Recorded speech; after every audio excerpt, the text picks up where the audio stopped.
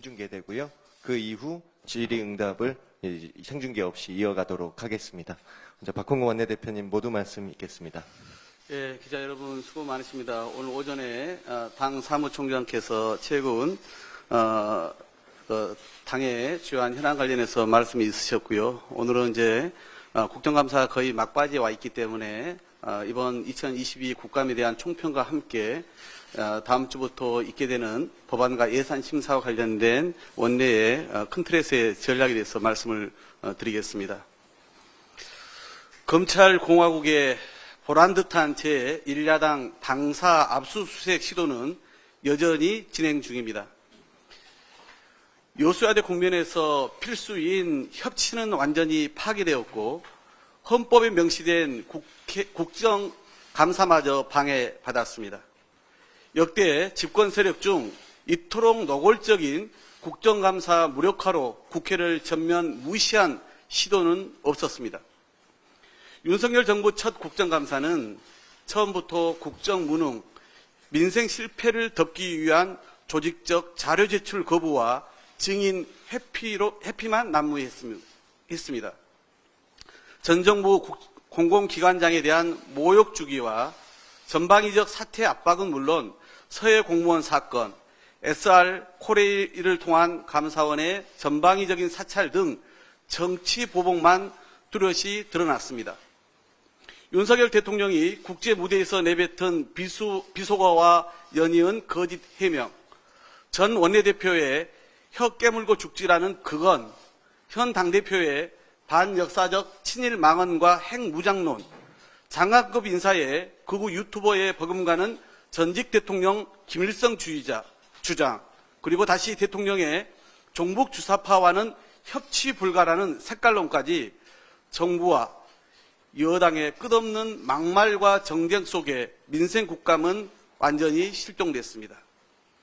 특히 윤석열 정부는 집권 5개월 만에 인사, 외교, 경제, 민생, 안보 등 전 분야에서 5년치 이상의 실정 종합 세트를 보여줬음에도 국민의힘은 국회의 본분을 망각한 채 묻지마식 감싸기로 일관했습니다. 더구나 대통령이 말로는 더 이상 전 정부 핑계를 대지 말라고 했건만 여당 의원들은 입만 열면 사실을 애곡하며 전 정부 털기와 야당 공격에만 혈안이 된 집권 여당으로서는 무책임의 극치를 보여준 국정감사였습니다. 이제 3주가량의 국정감사를 마무리하고 예산과 법안을 본격 심사하게 됩니다.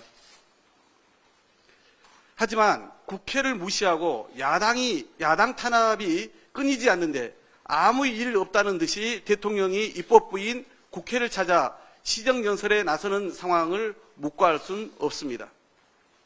이 XX란 대통령 비속어가 논란이 됐을 때 대통령실은 미 의회가 아니라 야당에 대한 욕설이라 해명했습니다. 종북 주사파 발언을 해놓고 주사파인지 아닌지는 본인들이 잘 알 거라며 국민을 기만했습니다. 하지만 윤석열 대통령은 사과는커녕 유감 표명조차 없습니다. 그래놓고 국회에 와서 의회 민주주의, 협치, 자유 등 입에 발린 얘기를 시정연설이라며 하겠다는 것입니까? 국회 무시, 야당 탄압에 대한 윤석열 대통령의 대국민, 대국회 사과를 촉구합니다. 신뢰 회복을 위한 최소한의 사과조차 없다면 민주당은 대통령의 시정연설을 결코 용인할 수 없습니다. 민생경제, 외교안보 등 나라가 안팎으로 노란의 위기에 처해 있습니다. 다소 위기 극복에 역량이 부족하더라도 대통령이 통 크게 통합의 정치라도 하려 한다면 그 진정성이라도 인정받을 텐데 갈수록 개도 구록도 다 놓치고 있습니다.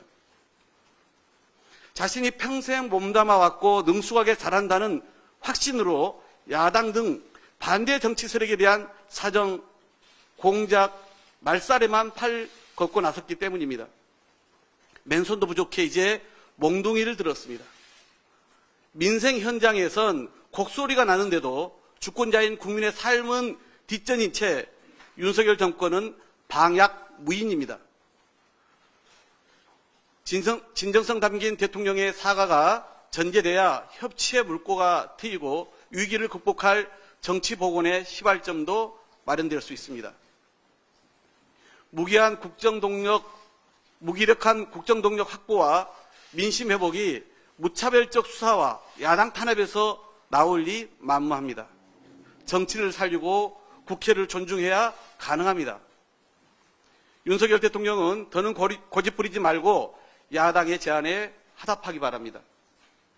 윤석열 정권의 폭주와 정쟁, 야당 탄압으로 민생국회가 방해받았지만 민주당은 국민께 약속드린 민생입법, 민생예산을 반드시 챙기겠습니다. 아직 활동기한이 남은 국회 민생경제특위의 3대 과제, 납품단가 연동제, 화물차 안전운임제, 대중교통비 절반 지원법을 반드시 처리하겠습니다.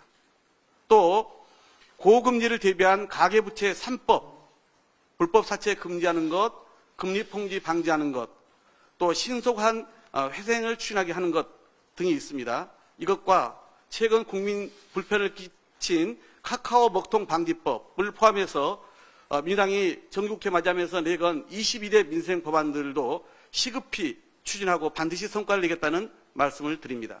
이상입니다. 오케이.